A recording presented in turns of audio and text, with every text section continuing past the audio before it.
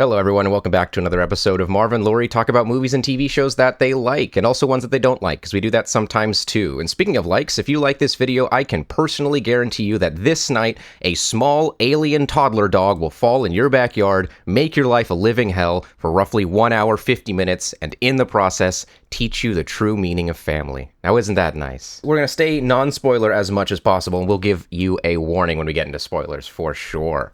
So Marv, I have it on good authority that the original Lilo and Stitch is one of your favorite movies. Is that correct? It definitely is. I can quote a good portion of it. A good portion of it? When I watch it. Do it all right now. Whole thing, start to finish. Oh, goodness. No, we're not doing that. Are you sure? Yeah. I've got time. Oh, I don't think you do. I've got time. I don't have anything to do. I think we're kind of busy. We got a whole other movie to talk about. Oh, what movie is that? Lilo and Stitch 2025. Oh, Lilo, because they made it a second time. They made it again. Make it a second time. It's funny how they keep doing that. For better or for worse. For better or for worse. Well, that's the question. Is it for better or for worse? How do you think this one compares? I like some of the ideas they had, for sure. Some of the additions, some of the changes were a lot of fun. I think some of the execution fell pretty flat. But out of the live actions that Disney has made, relatively harmless. Relatively harmless? This hasn't completely slaughtered the source material. Yeah. In a way that I feel others have. No, this one was pretty good, actually. I thought it was really enjoyable. It is super rushed. The pacing is... Oh, it's so rushed. Very strange. It really soured my opinion of it, I feel like, is just how rushed it gets at the end. The beginning isn't too bad, rush-wise, but it really just feels like we fast-forward the last maybe half of the movie. It kind of feels like a Disney Channel movie, you know? I would agree with that. As someone who has seen many Disney Channel movies... Oh yeah? Quote them all right now, start to finish. Oh, God.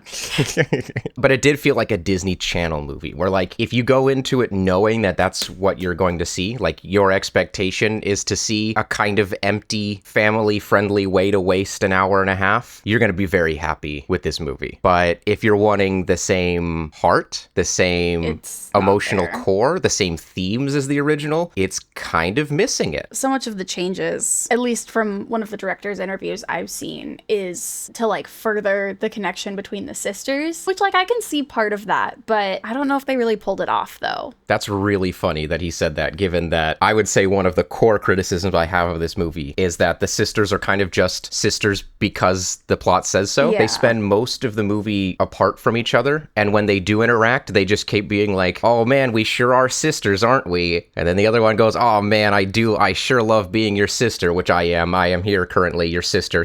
We are sisters right now. Siblings.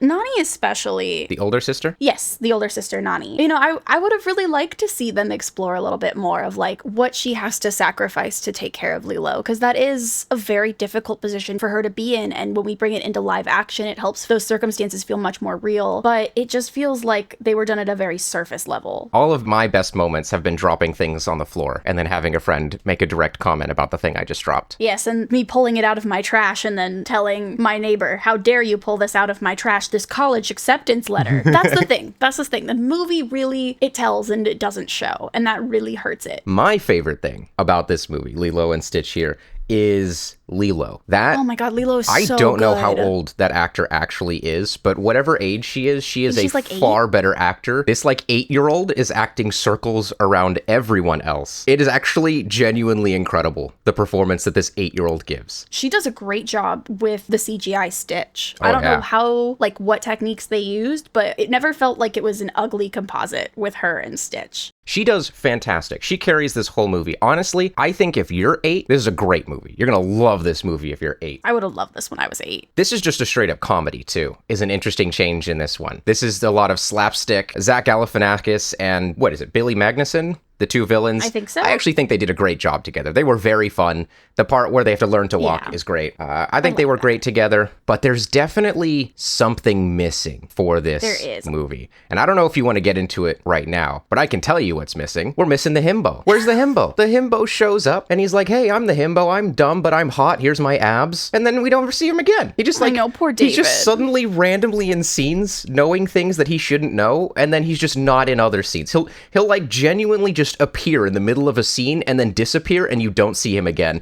And you know what that tells me? What does that tell you, Lori? That tells me that the director probably did not like his performance, is what that tells me. This movie definitely is missing like 4 or 5 scenes with that guy. I think his entire arc is cut because he just sort of shows up knowing things that he shouldn't know. And it's definitely one of those things where in the script, he had a scene and they filmed it and they didn't like it and they cut it. And so the himbo is just gone. He's just missing from the entire movie. And that's sad because I want to see more washboard abs from small, innocent, stupid men. Our favorite himbo, David, really does suffer a little bit in this adaptation. Is that his name? I think too, part of it. Yes, his name is David. His name is David? His name is David. There's no way. You're lying to me. No, his name is David. You're telling me the characters' names are Nani, Lilo, Kokoa, Tutu, and David. Yes, his name has always been David. What? David is the king himbo. You're making this up. There's no way that's... No, I'm not. There's no way his name is David. His name is David. Oh my god, his name is David. His name has always been David. It has been David since his animated hot abs were on the stage fire dancing in the original Lilo and Stitch, and it is still that today. I cannot believe that his name is actually David. Well, yeah, it's like in Dune, right? Like everybody gets cool names like Atreides and whatever, and then it's just Paul. Paul.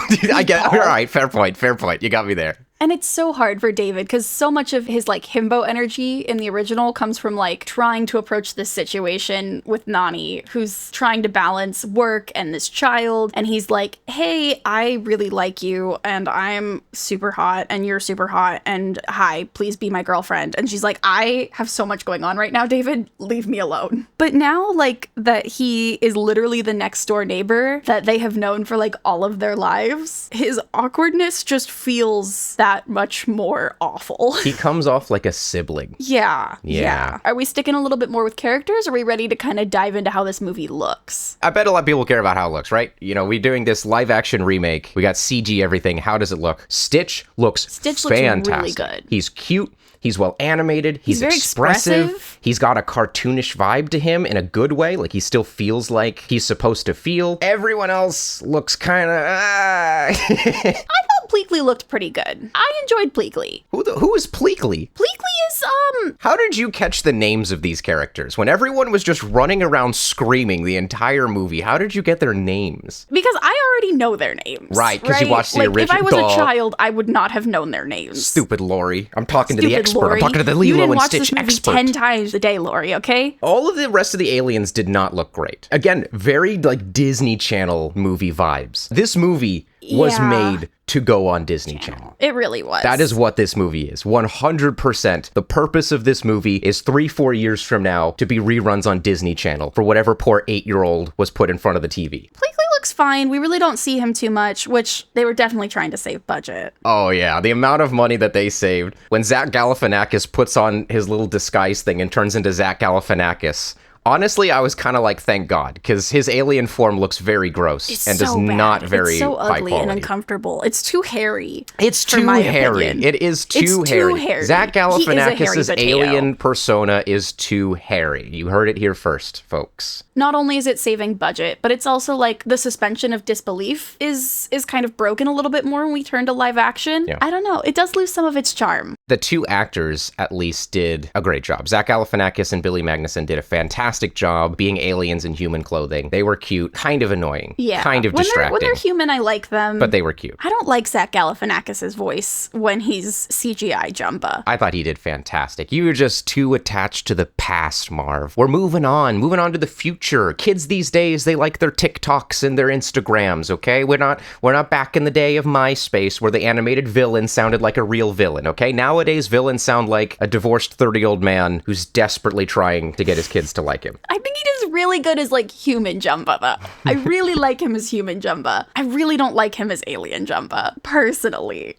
So the plot is fine. The plot is absolutely fine. It's very bare bones. The plot is worse. It's kind of this entire movie. This is the scaffolding of a really good movie. They put up all of the scaffolding, and if they had left the scaffolding in the oven, I'm changing metaphors now. If they'd left the scaffolding in the oven for just a little bit longer, I think it would have been well done. But instead, they pulled the scaffolding out, and now their scaffolding is all pink and mushy, and it doesn't taste very good. This is one of those movies where things just sort of happen. Yeah. There's not bridges between things. Scenes don't connect from one to another. It's just sort of, here's the scene where this happens, and now here's the next scene where the next thing that needs to happen will happen. How did we get from point A to point B? Well, we cut. That's how we got there. The movie decided it's time to do the next thing. Yeah, there's no real rhyme or reason. Again, himbo, what is it? David just shows up randomly in some scenes. He's just very suddenly in the middle of a scene and then very suddenly not. There's clearly every other scene chopped out of this movie. That's what this feels like. It feels like they made a perfect Lilo and Stitch remake and then they chopped every other scene for time. Yeah, there's definitely like a missing middle, especially I think Jumba and Pleakley are maybe some of the biggest casualties of this, especially Jumba taking over as the main antagonist. Honestly, I'm going to disagree with you there. Really? Without Zach Galifianakis being the main villain, this is a case where we have two comedic characters who have no genuine impact on the plot, who are just constantly mad at each other because they're both dumb. By making Zach Galifianakis the main villain, their conflict can now be that one of them wants to do it by the book and has feelings while the other is a heartless maniac, and now they can conflict in that way. And that lets things flow a little better. It lets things be a little more interesting. Yeah, but then I need a little bit more. The character development of like Jumba going along with Pleakley and then automatically turning into where he gets at the end of the movie, I just feel like that was really rushed. I need a little bit more time with Jumba. I need a little bit more time with every character, maybe? Yeah, honestly, yes. But being the antagonist and like being that pillar, I think hurts it that much more. That is this movie, right? Like, he is the villain because he has to be, because he's supposed to be. Lilo and Stitch are friends because they're supposed to be. Everyone learns the lesson of family because they're supposed to. That's what happens. The ending, which we'll get to in spoilers, that rush ending, it happens. Why? Because it's supposed to. There's no in-movie reason for why things happen. Things just happen because in the original movie they happened, so they have to happen in this movie. But as someone who loved the original, does that kill this movie for you? Did you hate this movie? It is really cute when it's at its good moments. But if I had the choice between watching this and watching the original, I would definitely just watch the original. Yeah, that's the thing. Honestly, if I were to choose between showing this to children or showing the original to children, I'd probably show the original too. Yeah, no, like I still have the original DVD. It's staying with me for the rest of my life. My kids are going to watch the original DVD. And that's where we get back to, this is not meant to replace the original Lilo and Stitch. This is meant to go on the Disney Channel and rerun for the next 5 to 10 years. And make money. Oh, and to sell merch, yeah. And to make money to sell merch. Absolutely. Yeah. You guys can't see it.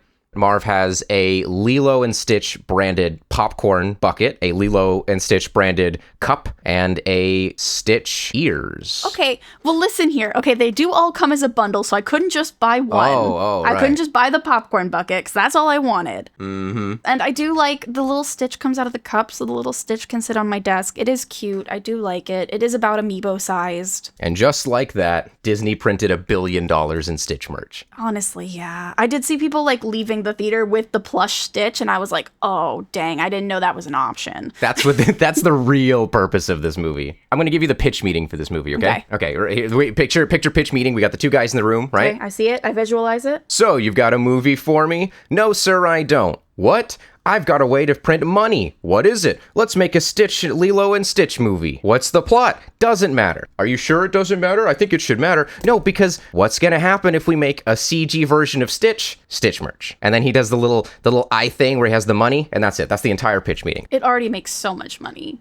But themes, we like to get into the themes on Marv and Laurie. That's what they say. They say, I go to Marv and Laurie to learn about themes. What is the theme of this movie? The theme of this movie is you should care about your family because you're supposed to. That is the theme of this movie. Yeah. They didn't learn anything. There was no inciting incident that made them learn that Ohana means family. They hate each other, and then the very next scene, they're all talking about how they need to learn to love each other. And then the next scene, they love each other. And there's no inciting incident. There's no reason why this happens. No event happens where they learn from it. It just happens. The movie says, this is the first third of the movie, so the family is fighting. Here's the second third, so the family's talking about how important family is. And here's the final third, so now they're a family. And there's nothing, there's no in between, there's no inciting incident, there's no through line between these points. It is just, I wrote down on a piece of paper what the themes of Lilo and Stitch are, the original, and now I'm going to put my scenes together in the sort of order that I wrote them down on my list. Yeah, like it's even like in the montage of Stitch learning to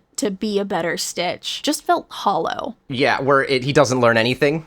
Especially like that's the montage that really gets me too, is because in the original too, we see that he's trying to be good, but like these outside factors keep getting in the way too. You know, he's on the beach, he's doing really well, he's hit his like high point of like, I've done everything I'm supposed to, but then people come around him and start taking pictures, and it's the camera flash, and suddenly he's like overwhelmed, and that just like breaks all that he's been working on right now. And we see like that real struggle, but we didn't get any of that struggle in this movie. And that's kind of the problem, right? Is the movie is so interested in being a comedy that it undercuts all of the things that it's trying to do so that the characters don't actually learn anything. There was supposed to be a scene where Stitch was learning to be good and not be bad, but it's funnier when he's bad, so he was bad anyway, and then the movie just moved on as though he had learned to be good, even though it explicitly told us that he did not learn that. And that's this entire movie. We're going to have the scene where the character is supposed to learn something, but it's funnier that they don't, and then we're just going to pretend that they did. And also, sometimes a himbo shows up, and he's there, and he says, hello, look at my abs, and then he's not there. Yeah, it really felt like a movie that was afraid to, like, be a movie instead of just be something, like, popular. And here we're getting into a trend. I think as we're reviewing these movies, this is going to be a recurring trend. Hey, Marv. Yes. Do you think maybe the multi-billion-dollar corporations that create these movies might be afraid of having a message? Do you think that maybe they view messages, statements, as controversial, as something that requires them to take a side, and maybe it's just more profitable if we give the vague idea of saying something but never actually do? Yeah, it's really bad that they try and deport Stitch, but like... the part where all the ICE agents came down and started deporting Lilo because she was brown, obviously, so they sent her to El Salvador, and Stitch had to go break her out. I thought that was pretty controversial, but I guess it's fine. It would be controversial to not like that, of course, because... Well, that's not going in the video. No. No, it's not. Oh, my one other thing I actually really enjoyed about the movie. Are we saving that for nitpicks? Because it is a nitpick, but it's a good nitpick. Well, this is a YouTube video, right? Let's do top 5 things we liked about the Lilo and Stitch remakes. Number 4 will surprise you. Marv, go. I like that when we see the little scene of Stitch staring at the TV, it is the same footage as the original, that like spider taking over the city. That is the same footage in the original that we see in this movie, and I did like that little call out. That was really cute. Your number 1 favorite thing about this movie is a scene that was in the other movie? Yeah, is that they used the same TV footage, because they use, for some reason, in the middle of this animated movie, they use a live action black and white video of a spider crawling over a city, and they used that same footage in this movie, and that made me happy. Since this was a live action version, they should have made the footage animated. That would have been really funny. You're right. Everything's garbage. Everything's garbage. Disney's bad. Tips, tidbits, and nitpicks. Tips, tidbits, and nitpicks. That's hard. That's what I'm telling you. It's a bit of a tongue twister, as they say in my field. It's tips. Where do you go to pee during this movie? Oh. I'll tell you when you can go pee. Anytime Zach Galifianakis and Billy Magnussen are on screen, you can go pee. That's the tip. Anytime those two show up, you can go pee. You're not missing anything. Yeah. Even though they're the best part of the movie. Am I wrong? Yeah, unfortunately. So you can go pee only during the best parts of the movie. That's the Marv and Laurie tip. Go pee during the parts that are good. Right, because everything else, it's so bare bones that it doesn't feel like you're already gonna be confused on how things are moving, that if you go pee, you're just gonna be more confused. If at any point you're watching this movie and you're not sure why things are happening, don't worry, you're supposed to. Tidbits, fun tidbits. I would say your spider footage factoid about that footage was a fun tidbit. That's a fun tidbit. I enjoyed that part at the very beginning when Stitch gets pissed off at the warning light, because that's how I feel every single time my fire alarm goes off. Oh my god, yes. I just want to smack it as hard as I can. So I felt that. Me too. That was cute. And, as much as he's a himbo that's barely in the movie, boy, is he a good-looking himbo. He's a good-looking That's my himbo. tidbit. Ooh, what a himbo. Washboard abs. Love a Oh, good himbo. I would love a himbo. We all need a good himbo in our life. Honestly. I'm going to vote for president. Next guy who comes up and says himbo for every American, that's my vote right there. Every American goes to a himbo station and gets an emotional support himbo. Yes, I want my government issued himbo now. Can I have therapy instead? Now, as for nitpicks, you know what's my nitpick for the movie? Nitpicks, things that don't actually matter but still bothered you just a little bit. Yeah, what's your nitpick? Here's my nitpick, all right? Again, thing does not matter, still bothered me. The way their camouflage works changed every single scene, because in some scenes, they still retain their original form, like the part where he gets sprayed and it goes in his one big eye. But in other scenes, it does actually change their form, like the parts where the guy's genuine alien size matter. Yeah. No, I get you. Another nitpick I have, Stitch talks too much. Stitch does talk too much. He is too literate. By the end, he's like forming full sentences, and it sounds like an actor trying to sound like Stitch rather than an alien learning to speak. At the beginning, he has that vibe, but by the end, he's like, because the way he talks is like, he drops every other word, like a Russian stereotype, big burly man, give sandwich type. That's how the alien talks, ohana, blah, blah, blah. Except by the end, he's starting to add all of the adjectives and prepositions, and he's forming actual coherent sentences. We gotta go. Yeah, he's like, we have to go. He's like, we gotta go. We gotta go. We have to run. When did you learn to talk? When did you learn to talk perfect English? Why are you doing that? But again, doesn't really impact the movie. Just a nitpick. Maybe Stitch should have been less literate like the rest of us. Honestly, a little bit for me too, of like, doesn't really affect the movie. Pleakley does not have enough anxiety for me. That's your nitpick, is that he took his anxiety meds? Yes. My nitpick is that he took his anxiety meds. Because if we're gonna build up Jumba to be this big bad guy, in the original movie, he does kind of have that like, ooh, kind of spooky, kind of scary, he's in a jail cell. And Pleakley is like kind of freaked out that he's gonna have to go with this guy. But in this movie, he's just kind of chill with the whole thing. Like, he's just too happy to be going to Earth. Like, it's not balanced out by his anxiety of everything else that is happening. He doesn't seem to really care. He's just kind of here. He's too carefree for my taste. All right, before we get into spoilers, Marv, would you recommend this movie? Yeah, me too. Me too. That's how I'm feeling about it too. I didn't go in expecting much, but then I saw how nice it looked in the beginning, and I liked the intro scene for Lilo running around, and I was like, okay, maybe it's not gonna be that bad. And then I got to the end and I was disappointed. It's fine if it's on. It's not the most egregious live-action remake they've done. But if they're gonna do it, maybe just put in, like, more time. Maybe give a little bit more of a care. I would still say, yes, I recommend this movie. It wasn't awful. But it wasn't anything. It's kind of... This movie is a himbo, right? On the outside... He's got those washboard abs, he's got the tan skin, he's got the beautiful smile, the amazing hair, he looks amazing. But on the inside, it's a little empty. And if you like himbos, I like a good himbo every now and then. If you're in the mood for a himbo, I recommend this movie. But if you're wanting a life partner with a little bit of substance, someone you can talk to, someone you can have conversations with, then I would not recommend this movie for you. We're going to get into spoilers now, so if you haven't seen the movie, click off now, but you better come back. After you see the movie, you come back and watch the rest of this video, because YouTube hates it when people don't watch the whole video. Now, I keep it as one video, because I think it's better for the viewer, but to be clear, YouTube hates that. So if you haven't seen the movie, go watch the movie, and then make sure you watch the rest of this video, or in fact, else. Don't even close the app. Like, leave it paused, have them scan your ticket at the movie theater, watch the movie. As soon as you get out, once the movie ends, you should stand up and have everyone watch the... No, wait. I need the view. So tell everyone in the theater to pull out their phones and go to this video. I want you to make a QR code. I want you to go up to the person who's running the room that used to have the film in it, and I want you just put it under the projector. I want that to be, no end credit scene. Boom, QR code. Yeah, the end credit scene should be a QR code for this video.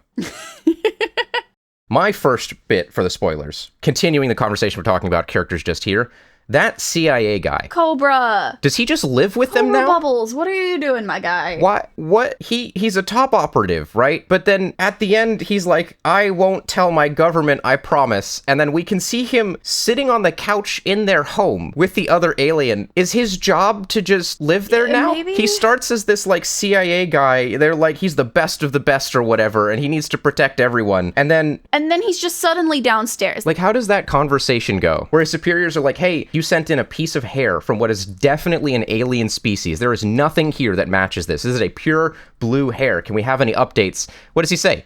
He's just, oh, no, I made it up. It's not real. Yeah, but you sent in the hair. We did genetics testing. We know it's real. We saw it. No, it's not real. Not real. It didn't happen. No, there's nothing to see here. He got deported. He got deported. Sorry. He's in El Salvador now. Originally, Cobra Bubbles is an ex-CIA agent who has become a social worker and just happens to be Lilo's social worker. Wait, that makes a whole lot more sense. Yes. So why do we have this weird CIA subplot? I don't know. Wait, yeah, so why do we have the CIA subplot then? Because if he had just been a social worker, then his entire thing would make a lot more sense. That would explain why he's still there checking up on them. He wouldn't have grabbed the hair and sent it off somewhere, which breaks the entire logic of the movie because now he's confirmed to the US government that Stitch exists. Yep. So at the end there when he's like, I won't tell anyone. Guy, you did. You already did. You already told that Stitch exists. What are you talking about? You have my word. I won't tell anyone. You already did. And he's got this whole thing about like the American people have to know what they're threatened by. But in the original movie, when the councilwoman comes up and she's like, you look familiar. And he's like, yes, we dealt with each other in this situation in the past. Like he is secretive and like a little scary. And this time he's just like, no, you have my word that I will not tell the government. My word as a person you don't know. So you're telling me that this whole CIA subplot is an addition from the original movie that they didn't even specifically makes his character not make sense. Yes, it is an addition that they added that does not flesh out the character, that is poorly executed and breaks one of the key points of the movie. Can anyone in the comments explain to me, anyone who's seen this movie, can you explain in the comments why he's a CIA agent?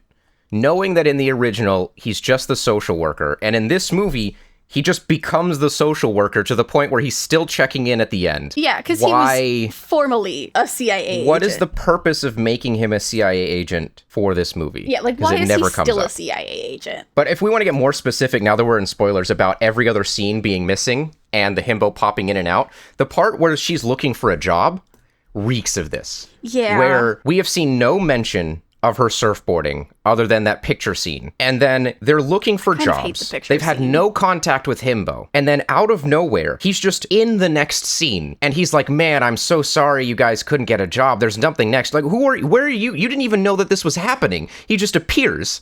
And then he goes, maybe you could try to be a surfing instructor. And then he's just not in the next scene. Maybe you could try doing what you love. It's so strange that he just randomly appears and then says something himbo and leaves. And it really makes me wonder if they didn't like his performance and so they cut it, or if this whole movie was cut for time. Because honestly, if his part was still in the movie, we would have conflict with the older sister that might help flesh out her opinions on everything. We might get to have her actually voice her perspective, because not once does she do that in this entire movie. We might get to see her talk about wanting to be a marine biologist. We might get to see him interact with Lilo, and maybe he does a really good job with Lilo. Maybe he's an idiot and he's a himbo, but he's great with kids, and he cares about her, and he does very well. It's clear that any of the scenes that would have provided a bridge are also scenes where he would have been there. Yeah. So I wonder if cutting him out of the movie is also why the movie feels like it's missing 30 scenes. That's part of it too, right? Like, now that we've added in, because also Tutu is a new character. His mother is a new character. Now that they're like next door neighbors and she already takes care of this little girl. Like, if you had the means and the resources to take care of this child, why did you let it get this bad? Exactly. At the end, they're like, oh, she'll go live across the street. If you have so many resources that not only can Lilo live at your home, but the social services are okay with that, why weren't you just helping from the beginning? This is a just barely an adult with two dead parents trying to take care of her daughter, and you have the resources to make things better. She's struggling to pay her bills. She cannot get health care for them. And then at the very end, they're like, oh, we can just live with this family literally across the street who is a great friend of yours and is so close that she wants to take in the kid, and she can pay the bills and can pay the health care. Why would then just do that already? Her existence means this entire movie doesn't need to happen, because the whole point of this movie is that poverty sucks and is bad, but she's some rich old lady who could have fixed everything. Like, we already had this solution, and it feels so weird. What you're saying is that every single addition to this movie from the animated one is not only a pointless addition, but it specifically breaks the logic of this movie. The fact that he is a CIA agent doesn't add anything, but also specifically breaks his character. The fact that Tutu is here doesn't add anything, but also specifically breaks the core conflict of this movie.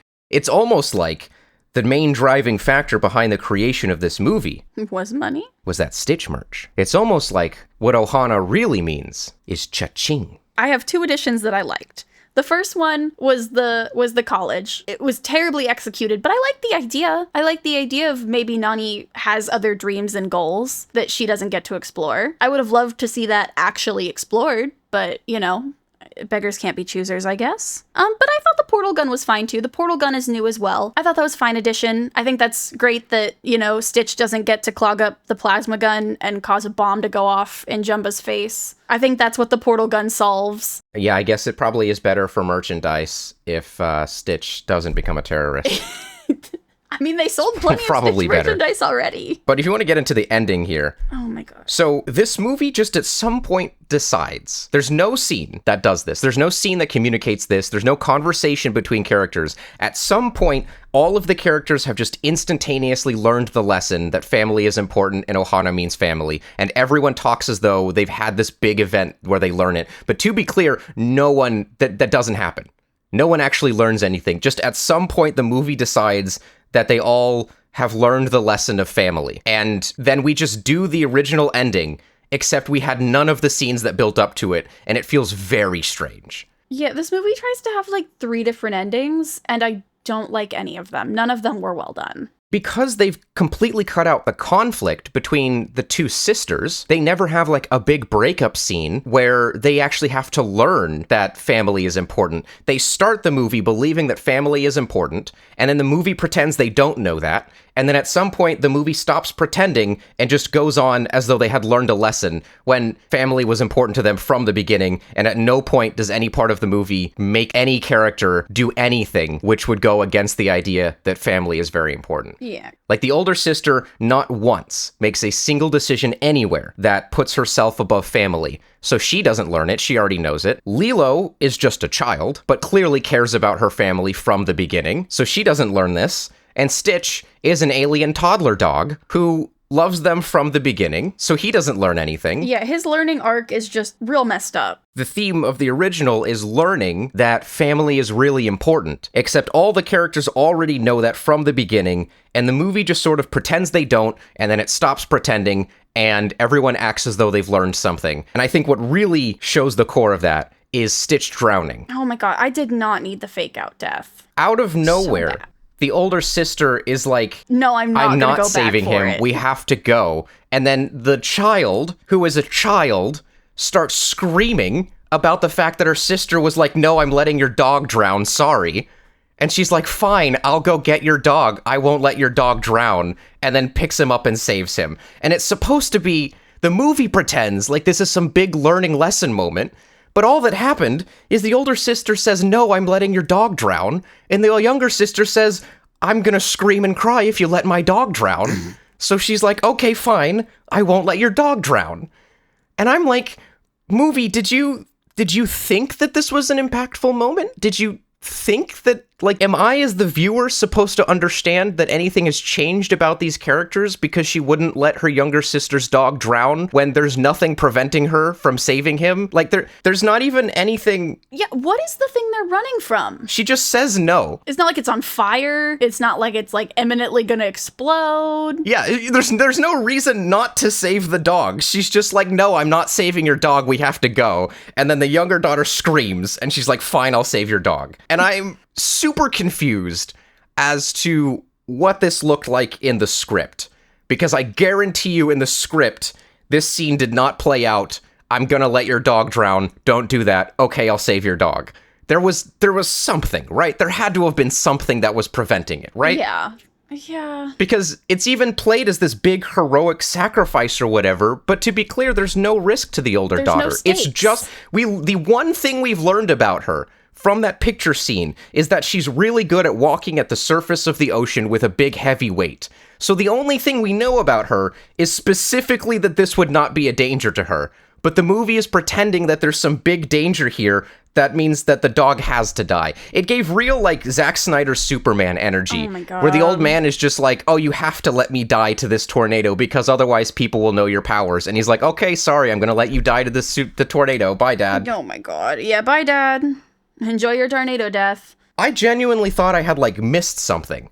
But it really does play out that way. The scene really is, I'm going to let your dog drown. Don't do that. Fine, I'll save your dog. Okay. Yeah, and then we get him up to the shore.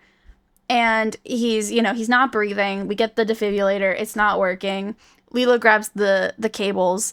And then we hook them up to Nani's truck. Which doesn't work. Even and we're given a shot where there's a fully working car. Freaking cars. You had 3 cars. And you hook it up to the one car that doesn't freaking work. And then they have that moment where she, like, breathes in and the movie pauses and you're supposed to, like, oh my God, I hope the car starts up. But you just showed me that there were 3 other cars. Right. I didn't need that. I didn't need it. Yeah, so you're saying that the movie does the exact same thing twice in a row where it's like, we're gonna let the dog die for literally no reason? But this time I get to hold you when you cry. It's so weird. And then he's fine. And also... and maybe this is better as a nitpick, but no one gave him CPR. You don't... Right? When someone has drowned, you don't electrocute them. You get the water out of their lungs. Zapping their heart does not remove the water from their lungs. They drown. They didn't have a heart attack. Why are you hooking him up to a car? ASAP. Do chest compressions. Chest compressions, rescue breath. Come on. Basic. Maybe if she'd gone to marine biology college, she'd know. But I guess everyone in this movie is an actual idiot, so... There's actually not a single intelligent person in this movie. They're all extremely dumb. Lilo, it's fine, because she's 8. And 8-year-olds are allowed to be dumb because it's a small human that hasn't become a big human yet. That's what children are. But everyone else is a big human and should probably be not dumb. Except the himbo. He can stay dumb. I like him dumb. Dumb but useful. I would like him to be at least a little useful. Yeah, and then they have that big ending. Oh my God. Then we try to cram the original ending back in. Stitch is like, in full complete sentences, he goes, please, madam, could I please stay with the family? I have grown quite attached to them while I have been here, and it would be quite better for everyone involved if I were to stay.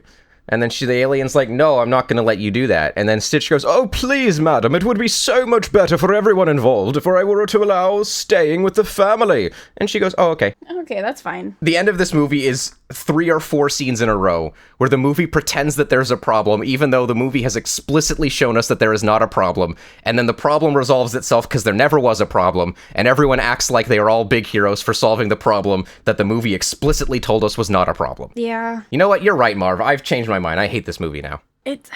The more I think about it, the more I dislike it. Ah, there's the rub. You're not supposed to think about it. But I like considering my media. What? Media literacy? Understanding that all art has a viewpoint, and that art which does not have a viewpoint actually does have a viewpoint, and that viewpoint is that things are great the way that they are, and you shouldn't try to change things. That art which specifically goes out of its way to not have a theme or message is art that is specifically trying to placate you, to make you not think, to try and make you not want to change things, because maybe a multi-billionaire corporation run by billionaires for the service of billionaires has a vested economic interest in keeping things the same, and has a vested economic interest in producing art that specifically placates you. I don't know, that sounds pretty crazy, Marv. I don't think anyone's gonna buy that. And what really gets me too is that I look at this and I realize it's also the same company that did Thunderbolts, which I did enjoy, and also had many of the same problems. But maybe then it's just too big. Maybe we do need to just let it make art in smaller factions. Break up the large corporations? I like the sound of that.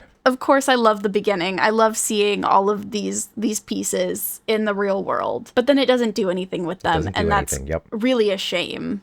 Yeah, one of my notes here is the movie kind of just ends. The movie does just kind of end. The plot doesn't lead us to the end. The characters don't lead us to the end. The movie just decides you should go home now, and then it ends. Yeah, it just says, we did, okay, we hit that. Okay, it's time to go. Okay, wrap it up, everybody. The lights came on early in our theater. They did. They turned on the lights way too early. We had to watch the last, 3 scenes in full brightness. It really is a shame, because so much of this movie, I think, would have translated well to today. Because we are in, a lot of the themes of the original movie of, the sacrifices for family and, what we do for each other and where we find our family now. how poverty is really bad, and maybe we should band together to create economic and governmental situations in which poverty does not exist. Right, yeah. It doesn't explore any of it. If wealth were distributed enough that poverty was not an issue, then multi-billion-dollar movie studios wouldn't exist. Yeah. So Disney has to remove the original message of the movie, which is that you should work with your local communities to spread resources so that poverty doesn't exist, because poverty is awful and will literally rip these two sisters away from each other. The only conflict in their life is specifically poverty. The whole reason that these two sisters can't enjoy life together, they can't both go and achieve their dreams and go into big people, is that we have a socioeconomic system in which some people are left to starve without healthcare so that others can have billions of dollars. And of course, Disney, being the billion-dollar corporation, decided to take that message out, and what we're left with is just a movie where things just sort of happen. Because the core themes of this movie are all antithetical with the idea that the system as it is fine, and we should all just be happy with the system. And the new goals are so much worse, too. New goals? Clean the house, pay all your bills somehow in a week, and also get healthcare in a week. If in 1 week you can pay every bill and get healthcare, you're fine. How? If she hasn't been able to pay the bills, how is she going to get enough money in a week? Most people only get paid every other week. Right, like, that's the thing, too, is, like, towards the end, they're like, oh, look, here are all these resources. Where'd they come from? I don't know. Why didn't you get them before? I don't know. But the movie wants you to be happy now, so here are the resources. Exactly. Everything in this movie happens only because the movie has decided that it should happen now. Everything is fine and good at the end for no other reason than the movie decides it's supposed to be. Nothing has changed fundamentally. She still doesn't even have a job, but they've just decided that now everything's okay and we're done. We can all go home. She doesn't get a job. No, she doesn't get a job, but she's suddenly going to college. I don't know how that's going to work. Good luck, Nani. The weirdest part for me, I think, and we've been talking about a lot of weird parts, but the weirdest part for me was when Stitch turned to the camera and he said, like and subscribe to the Marv and Laurie YouTube channel. And I appreciated it. Like, genuinely, I really liked that he gave us that shout out, but I thought it was really weird that, like, he stopped doing the voice. It was full English. The actor was just like, hey. Full Chris Sanders. Yeah, Chris Sanders. He just came, he looked directly at the camera and he said, you should like and subscribe to this channel. You should share this video with other people who you think might be interested in it and help us grow. And I thought that was really nice of them, but it doesn't change how I feel about you, Disney. Okay, it doesn't change that you're a big billion-dollar corporation. Now, if you gave a couple million my way, then maybe that would change. But for me, I'll be happy with shout-outs.